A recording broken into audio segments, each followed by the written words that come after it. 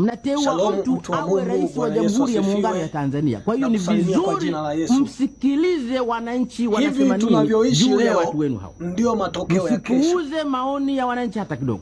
Watu wa Mungu wanatekwa, watu wa Mungu wanachinjwa, watu wa Mungu wanauawa, watu wa Mungu wanasulubishwa kwa sababu ya kweli ya Mungu, kwa sababu wanapinga uovu. Ninachowaambia CCM na waambie vile vile Nyerere aliongelea lazima msikilize wananchi, yoyote kiongozi yoyote kama wote ni sawa, asiyeweza kuwajali kusikiliza maneno ya wananchi, huyo sio rais na tena hafai.